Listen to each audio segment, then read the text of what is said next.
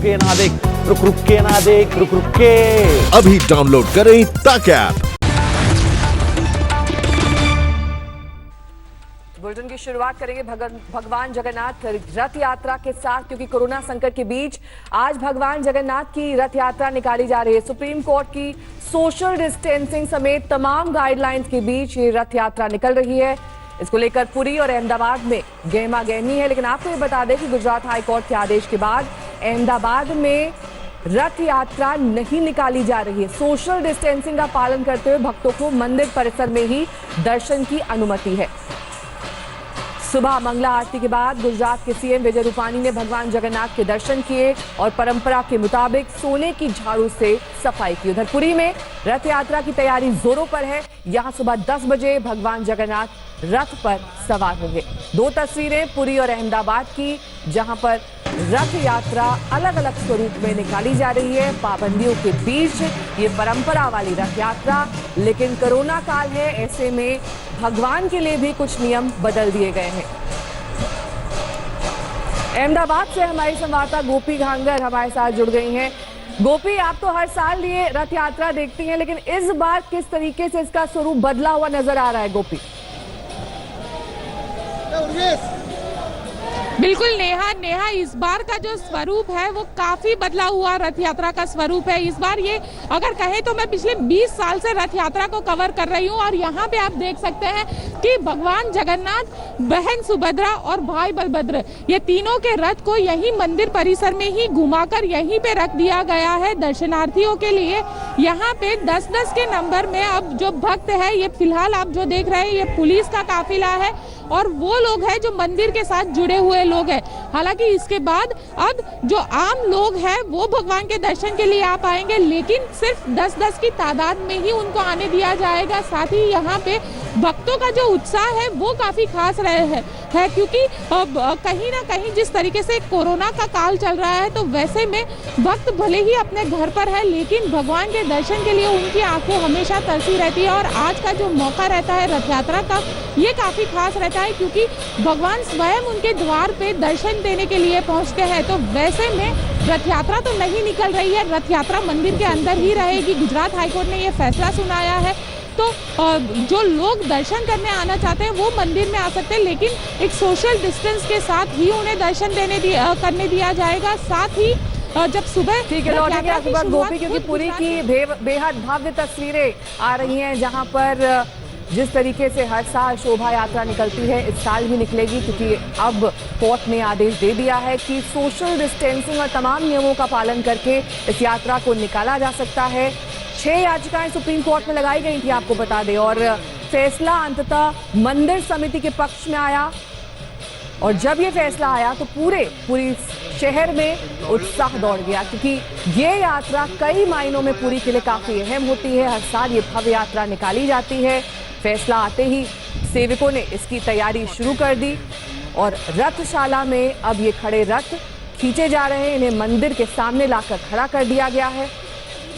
आपको ये भी बता दें कि भाई बलभद्र और बहन सुभद्रा के साथ अपनी मौसी के घर मुख्य मंदिर से 2.5 किलोमीटर दूर गुंडिचा मंदिर इस रथ यात्रा को ले जाया जाता है। हर साल भगवान जगन्नाथ की ये शोभा यात्रा, ये रथ यात्रा निकाली जाती है।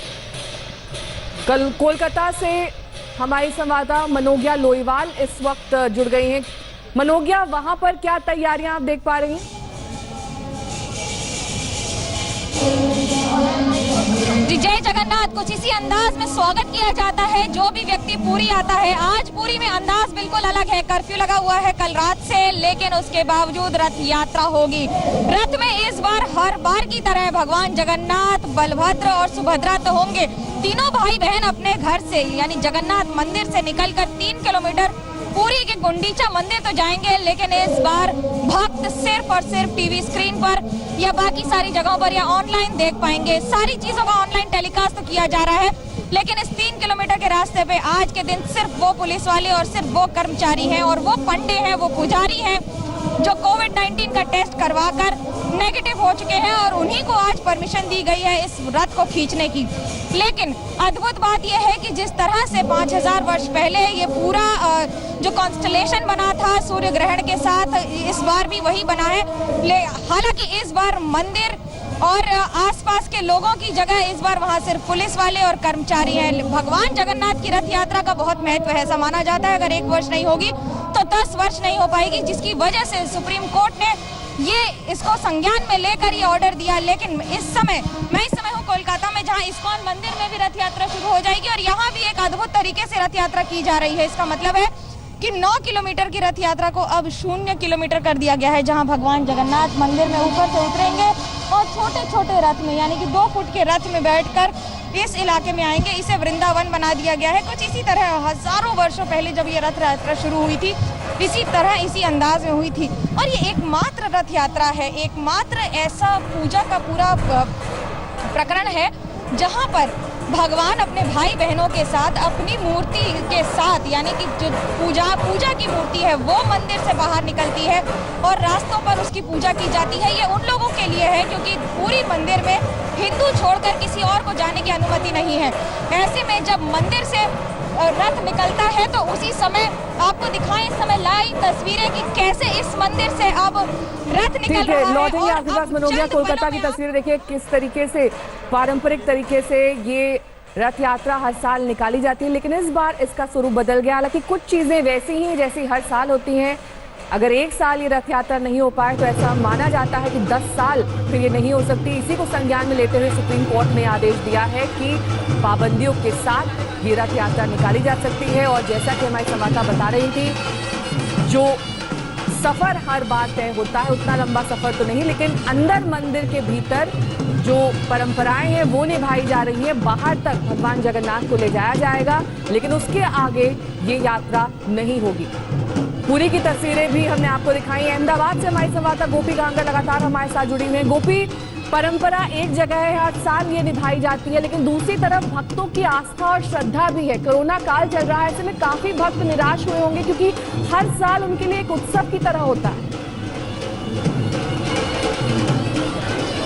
बिल्कुल नेहा, भक्त काफी निराश हुए हैं क्योंकि मैं आपको पहले तो ये दर्शन करवाती हूँ। भगवान जगन्नाथ, बहन सुभद्रा और भाई बलभद्र के ये दर्शन जो है ये अपने आप में काफी अनूठे रहते हैं, क्योंकि आमतौर पे भगवान के दर्शन के लिए जब यहाँ पे सड़कों पे भगवान निकलते हैं तो लाखों की तादाद में यहाँ पे भक्त उमड़ते हैं। लेकिन इस बार भगवान सड़क पर नहीं आ रहे हैं, भगवान लोगों के द्वार पे जाके उनको दर्शन नहीं दे रहे हैं, तो लोगों में निराशा काफी ज्यादा है।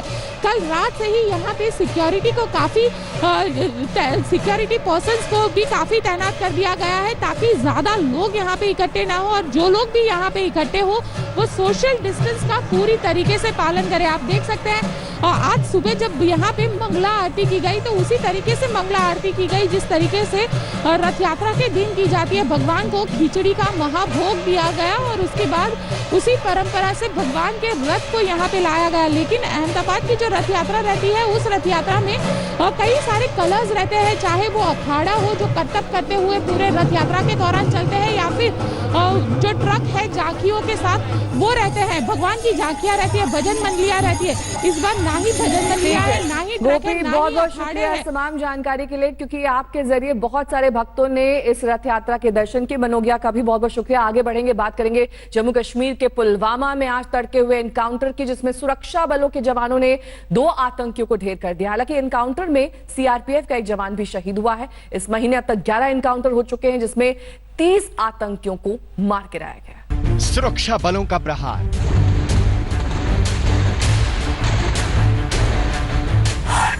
दो आतंकियों का सफाया, सीआरपीएफ का एक जवान शहीद। सुरक्षा बलों ने आज फिर आतंकियों पर बड़ा प्रहार किया है। दक्षिण कश्मीर के पुलवामा में सुबह सुबह सेना, सीआरपीएफ और जम्मू कश्मीर पुलिस की संयुक्त टीम ने धावा बोला। सुरक्षा बलों को खुफिया जानकारी मिली थी कि पुलवामा के बांदजू इलाके में आतंकी छिपे हैं। उजाला होने से पहले सुरक्षा बलों ने इलाके को घेर लिया। सुरक्षा बलों के ऑपरेशन शुरू होते ही आतंकी गोलियां बरसाने लगे, लेकिन पहले से तैयार सुरक्षा बलों ने कड़ा जवाब दिया और 2 आतंकियों को ढेर कर दिया। आतंकियों के पास से 2 AK-47 राइफल भी बरामद हुए।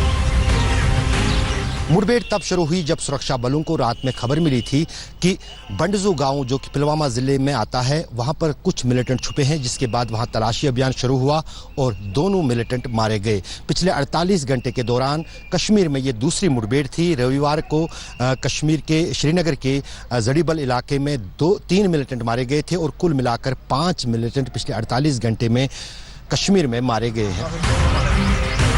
पुलवामा एनकाउंटर में सीआरपीएफ का एक जवान भी शहीद हो गया।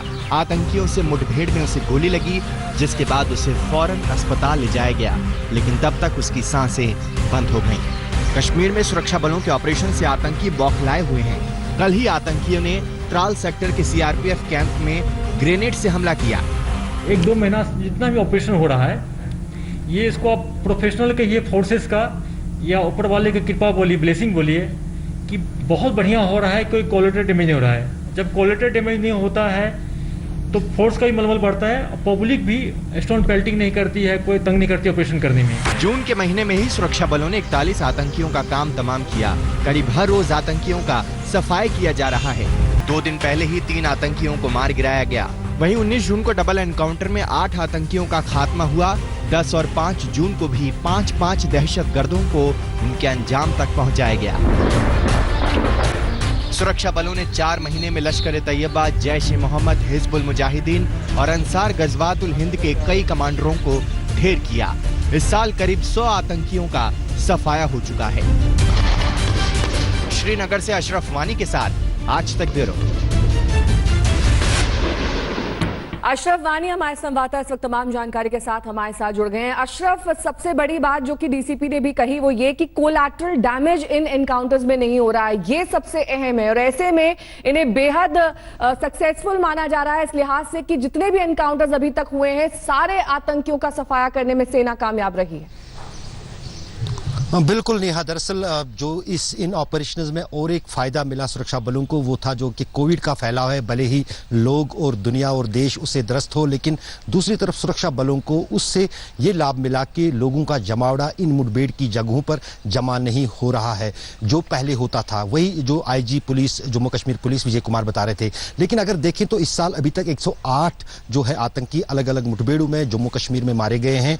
अधिकतर इनमें दक्षिणी कश्मीर में और इस महीने के दौरान 30 से ज्यादा मिलिटेंट दक्षिणी कश्मीर में ही मारे गए हैं, चाहे शोपियान जिला हो या फिर पुलवामा या कुलगाम। और पुलिस का कहना है कि ये अभियान जो है आतंकवाद के खिलाफ तब तक जारी रहेगा जब तक कश्मीर को आतंक मुक्त नहीं किया जाएगा और उसमें लगातार वो आगे बढ़ रहे हैं। और बीते 48 घंटे की बात अगर करें तो 2 इनकाउंटर हुए। श्रीनगर में एक हुआ जिसमें 3 मारे गए और आज सुबह जो पुलवामा जिले के बंडजू गांव में हुआ वहां पर 2 मारे गए और एक सीआरपीएफ का जवान भी इस मुठभेड़ में शहीद हुआ। लेकिन सुरक्षा बलों ने साफ किया है कि आने वाले दिनों में भी जहां पर भी उनको खबर मिलती है, जहां पर भी किसी भी आतंकी संगठन की कोई गतिविधि है उसके खिलाफ कार्रवाई होगी। बहुत बहुत शुक्रिया अशरफ इस तमाम जानकारी के लिए आपका। और अब खबर भारत और चीन के बीच जारी तनातनी की आपको तस्वीरों के जरिए दिखा देते हैं कि भारत चीन को लेकर इस वक्त किस तरीके से 3 अहम खबरें आ रही हैं। तनातनी के बीच आर्मी चीफ एमएम नरवणे आज लद्दाख जा रहे हैं। 2 दिन के दौरे पर आर्मी चीफ वैली में चीन के साथ हिंसक झड़प में जख्मी सैनिकों से मिल सकते हैं। वो वहां मौजूदा हालात का जायजा लेंगे। कल भारत और चीन के लेफ्टिनेंट जनरल के बीच जो वार्ता शुरू हुई थी वो आज भी जारी रहेगी। कल 11 घंटे तकरीबन ये वार्ता चली। इसके अलावा विदेश मंत्री एस जयशंकर की आज अपने चीनी समकक्ष से वर्चुअल मुलाकात होगी। ये मुलाकात रूस भारत चीन त्रिपक्षीय डिजिटल सम्मेलन के दौरान होगी। मंजीत नेगी हमारे संवाददाता इस वक्त तमाम जानकारी के साथ हमारे साथ जुड़ गए हैं। मंजीत, सेना अध्यक्ष पहुंच रहे हैं लद्दाख, ऐसे में क्या कुछ उनका एजेंडा वहां पर रहने वाला है और साथ ही जो कल 11 घंटे तक वार्ता चली वो आज भी जारी रहेगी। आज क्या कुछ उसका मूल स्वरूप रह सकता है? नेहा, आज करीब दिन के वक्त 2 बजे के वक्त यहाँ से दिल्ली से रवाना होंगे सेना प्रमुख जनरल मनोज मुकुंद नरवणे। अभी 2 दिन की यहाँ पर आर्मी कमांडर कॉन्फ्रेंस है जिसमें नॉर्दर्न आर्मी कमांडर भी दिल्ली में मौजूद हैं। उस कमांडर कॉन्फ्रेंस को खत्म होने के बाद 2 बजे यहाँ से निकलेंगे और 2 दिन तक वो लेह और श्रीनगर में रहेंगे। आज सीधे 14 कोर के हेडक्वार्टर लेह पहुंचकर वो हालात का जायजा लेंगे। वहां पर उनके साथ नॉर्दर्न आर्मी कमांडर होंगे, बाकी जो लोकल कमांडर हैं वो मौजूद होंगे। उनके साथ इस वक्त चीन के साथ जिस तरह के हालात हैं उसका वो जायजा लेंगे। खासतौर से ठीक है। इस वक्त जो बातचीत चल रही है उसको लेकर, और इसके अलावा जो घटनाक्रम हुआ है वहाँ पर जो हमारे बहुत बहुत शुक्रिया इस तमाम जानकारी के लिए आपको। मंजीत नेगी हमारे संवाददाता तमाम जानकारी के साथ। बहरहाल भारत ने चीन सेना को ये दो टूक कह दिया है कि वो अपनी पुरानी स्थिति में वापस लौट जाए। इससे कम कुछ भी मंजूर नहीं होगा हिंदुस्तान को। कल दोनों देशों के कोर कमांडर्स के बीच 11 घंटे तक लंबी मैराथन बैठक चली। सूत्रों के मुताबिक सैन्य अफसरों के बीच आज भी बातचीत जारी रह सकती है। चालबाज चीन को सबक सिखाने के लिए भारतीय सेना LAC पर पूरी तरह से तैयार है। भारतीय सेना के मनोबल को देखकर अब चीन भी समझ गया है कि उसकी कोई चाल यहां चलने वाली नहीं है, लिहाजा फिर वो बातचीत के रास्ते पर आ गया है। सोमवार को दोनों देशों के कोर कमांडरों ने 11 घंटे लंबी मीटिंग की। ये मीटिंग चीन के हिस्से वाले मोल्डो में हुई। बैठक के लिए आग्रह चीन की सेना ने किया था। सूत्रों के मुताबिक आज फिर बैठक हो सकती है। सोमवार को सुबह 11 बजे शुरू हुई बैठक देर रात खत्म हुई। भारत की तरफ से टीम का नेतृत्व लेफ्टिनेंट जनरल हरिंदर सिंह ने किया, जबकि चीन की तरफ से मेजर जनरल लियो लिन बैठक में शामिल हुए। बैठक में भारत ने LAC पर पहले की स्थिति बहाल करने की मांग की। चीन की सेना को 5 मई से पहले की स्थिति पर लौटने को कहा गया। भारत ने चीन को LAC के पास बनाए गए सभी बिल्डअप खत्म करने को कहा है।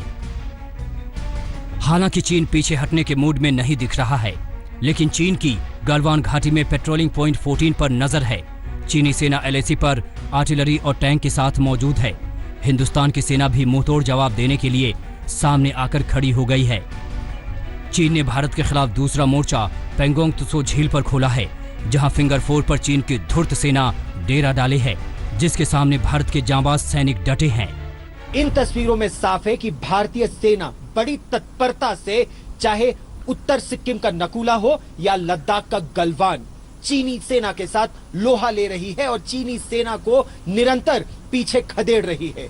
सेना में सूत्रों के मुताबिक एक चीज साफ है, सेना अब चीन को 1 इंच जमीन पर घुसपैठ करने की अनुमति नहीं दे सकती।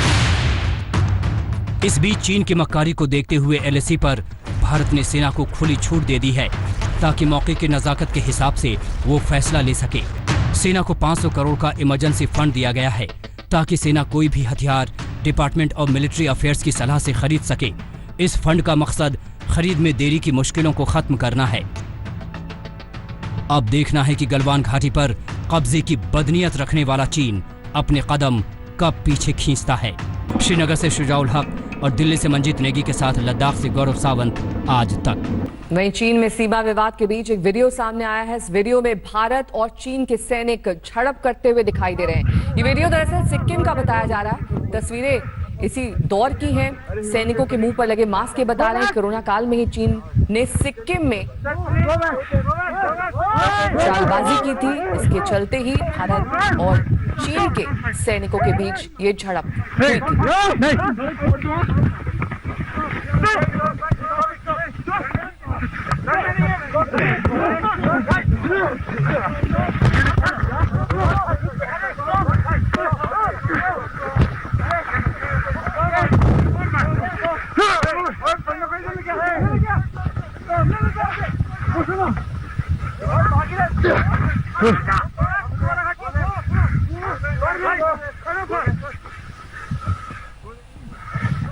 तो सरकार और सेना बार बार ये कह रही है कि 1962 का ये भारत नहीं है, ये 2020 का भारत है और इस बार अगर चीन ने गुस्ताखी की तो उसे बहुत महंगी साबित होगी। आपके मन में ये सवाल जरूर होगा कि 1962 में जवानों ने कैसे चीन का मुकाबला किया था। हमारी सहयोगी श्वेता सिंह ने उन कई जवानों से बातचीत की जिन्होंने 1962 में जंग में शिरकत की थी।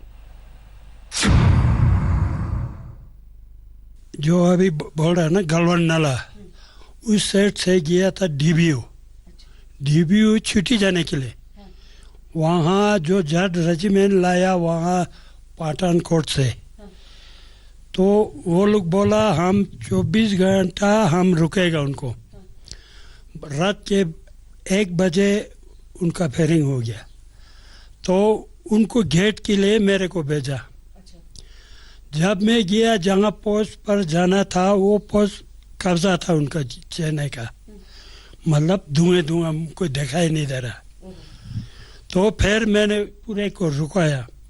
ये जो पीछे जो टेक जंक्शन बोलता है, उससे थोड़ा आगे जाके वो पोस्ट से पीछे वहाँ टिगरी पर कोई चाइना का नहीं था। फिर भी हम लोग वहाँ चढ़ाया है ना। एक कैप्टन था, वो बोला ऊपर चढ़ जाओ, तो वहाँ कोई फैर करने का कोई नहीं, चारों तरफ से उन्होंने घेर लिया, तो हम लोग थोड़ा पीछे हटना पड़ा टेक जंक्शन में। प्लेन्स से जो आते थे, आप लोग तो लद्दाख के थे, तो आप लोग को तो आदत थी इस ठंड की, लेकिन वो जो आते थे उनके लिए क्या ये काफी था उस ठंड से लड़ने के लिए? उनके लिए इतना काफी नहीं था, क्योंकि वहाँ पठानकोट से डायरेक्ट डीबीयू वहाँ उतार के चलना है फिरने में। फिर भी वो लोग ने इतना हिम्मत बोला जहाज रेजिमेंट ने, हमने 24 घंटा रुकेगा। उसके बाद वो ठंड था, बेचारियों का हाथ जो, क्योंकि मोटर एमएमजी सब ठंड है, तो हाथ सबके अंगुली सड़ गया, इसलिए पूरा पीछे हटना पड़ा उस टाइम। अभी तो सब कुछ है ना, हथियार, मोटर, हर एक चीज हैवी है ना। और बहादुरी तो हमेशा से थी हमारे में। हाँ, बहादुरी तो उस टाइम भी था, मगर हथियार जो कमजोर, एक छोटा सा वो 303 बोलता राइफल, एक फेर कर दिया, फिर लोड करते रहो, बहुत टाइम करता था। 303 था सर, और कुछ नहीं था। वो 300 गाड़ी चलता है, उससे आगे चलता नहीं है। मोटर था जग बस, बस वहाँ एमुनेशन भी कम होगा सब। चाइना क्या लेकर आता था, कैसी बंदूक? चाइना तो ऑटोमेटिक ऑलरेडी उनके पास होता ही सब, उनका पॉपुलेशन बहुत होता है इस फौजी, क्योंकि हमारा हथियार भी अच्छा है, रोड भी पहुंचा हुआ है। अब कुछ प्रॉब्लम नहीं। उस वक्त तो हम 21-22 दिन चलना पड़ता है जनाब, जहाँ घास हो वहाँ घोड़ा को रेस देना पड़ता है, तभी फिर डीबीयू में बड़े मुश्किल से पहुंचता सर। उस टाइम चाइनीज घोड़ों पर आ जाते थे, लेकिन हमारे सैनिकों को पैदल चलना पड़ता। वो उसकी गाड़ी भी वहाँ डीबीयू में पहुंचा उनका, ये जो बीकान का रंग जो जैसा गाड़ी होता है उनका, वो पहुंचा सब डीबीयू में। मतलब उस जमाने में भी उनके पास डीबीयू तक की सड़क थी? डीबीयू में गाड़ी पहुंचा है। अच्छा। हाँ सर। लेकिन अब हमारे पास भी है। अब तो हमारे पास तो डीबीयू तक गाड़ी जाता है सर, क्या प्रॉब्लम नहीं, कुछ प्रॉब्लम नहीं, हर चीज सामान पहुंचता है। तो अगर कह दिया जाए कि लड़ना है तो हमारी फौज उनको हरा सकती है? नहीं, वो तो बड़े आराम से हरा सकता है सर, ये सब प्रॉब्लम नहीं है।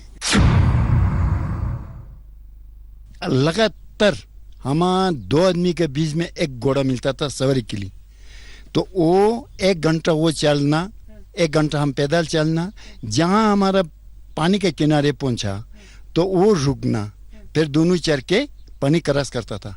पानी जो है हम क्या करता था, दिन में 25-26 क्रॉसिंग होता था, तो कभी कभी जो है थोड़ा पानी रहता तो हम क्रॉस कर लेता था, जूता के सामने रफल लेके 50 रोंदी उठाकर, तो हम चला। उस टाइम अपना झोला साथ में, वहाँ बिस्तर के लिए हमारा लोकल स्टैंडिंग पोनी था, फिर उसके साथ ऊन भी था। उनका तो डबल उसका हाजिरी लगता था, क्योंकि वो लोड भी डबल उठाता है। तो हम साथ साथ जाके फिर हम बीच में, जब 1 हफ्ता लगातार चला तो एक दिन रेस्ट होता था, तो ये करते करते हमारा गलवान नाले में पहुंच गया। अभी तो हम इसको ऐसा जवाब दे सकता है, उसको याद भी नहीं करेगा। 25 साल पीछे साल उसको करना है, पीछे भगाना है। अभी हमारे पास इतना हथियार है, हम डरने में क्या है, कोई डर नहीं सकता है। अभी हमारे पास उसको अंग भी नहीं उठा सकेगा। उस टाइम तो क्या था, खुला था, इतना डिफेंस नहीं थे। अगली खबर का रुख करेंगे, बात करेंगे किस तरीके से अमेरिका में नौकरी का सपना देखने वाले भारत समेत दुनिया भर के मुल्कों को आज बड़ा झटका लगा है। दरअसल ट्रंप प्रशासन ने H-1B वीजा इस साल के अंत तक निलंबित कर दिया है। ट्रंप प्रशासन के मुताबिक ये फैसला अमेरिकी कामगारों के हित में लिया गया है, क्योंकि इससे नौकरी के नए अवसर पैदा होंगे। लेकिन ट्रंप प्रशासन के इस फैसले से भारतीय IT प्रोफेशनल्स को काफी नुकसान होगा, क्योंकि यहां से बड़ी संख्या में नौकरी करने वाले युवा अमेरिका जाते हैं।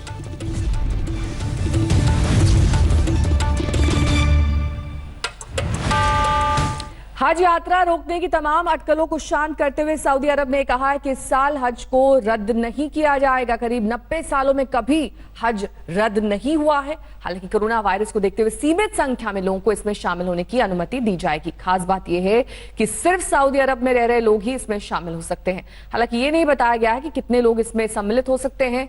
सालाना हज यात्रा इस साल जुलाई के अंत में शुरू होगी। हज में सऊदी अरब के मक्का में हर साल दुनिया भर से 20 लाख के करीब मुस्लिम जुटते हैं, लेकिन इस बार यह संख्या बहुत कम रहेगी। और अब बात कोरोना की करेंगे। ताजा आंकड़े जो कि स्वास्थ्य मंत्रालय ने जारी किए हैं आपको बता देते हैं। अब तक देश भर में कुल मामले 4,40,000 के पार पहुंच गए हैं। 4,40,215, जबकि ठीक होने वाले मरीजों की संख्या 2,48,190 है। मौत का आंकड़ा 14,011 तक पहुंच गया है। पिछले 24 घंटे की अगर बात कर लें तो 24 घंटे में देश भर में कुल मामले आए हैं 14,933। ठीक होने वाले मरीजों की संख्या 10,994, जबकि मौत का आंकड़ा 312 है। अभी ठीक से मानसून की बारिश शुरू भी नहीं हुई, लेकिन गुजरात के कच्छ में मांडवा नदी इस वक्त तूफान पर है। नदी किनारे बसे कई गांव जलमग्न हो चुके हैं। बाढ़ में फंसे लोगों को रेस्क्यू किया जा रहा है, उन्हें सुरक्षित इलाकों में पहुंचाया जा रहा है। देखिए रिपोर्ट। ये तस्वीरें गुजरात के कच्छ की हैं, जहां मांडवी नदी कोहराम मचा रही है। नदी का पानी रिहायशी इलाकों को अपनी गिरफ्त में ले रहा है। आप तस्वीरों में देख सकते हैं कि कुछ मकान मांडवी नदी के पानी में घिर गए हैं। नगर पालिका की बचाव टीम ने खतरे की जद में आए ऐसे ही कई परिवारों को निकालने का अभियान शुरू किया।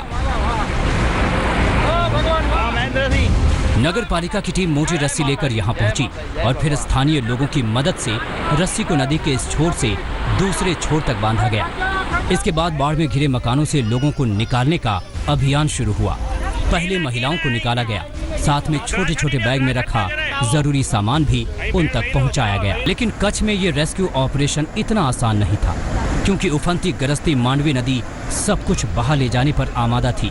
पानी में पैर टिकाना मुश्किल था, लेकिन बचाव अभियान में जुटे निगम कर्मचारियों और स्थानीय लोगों ने धैर्य से काम लिया और कई घंटे की मशक्कत के बाद बाढ़ की विभीषिका में फंसे लोगों को बाहर निकाल लिया गया। अहमदाबाद से गोपी घांगर के साथ आज। नमस्कार, मैं हूं अंजना ओम कश्यप। हमें उम्मीद है ये वीडियो आपको पसंद आया होगा।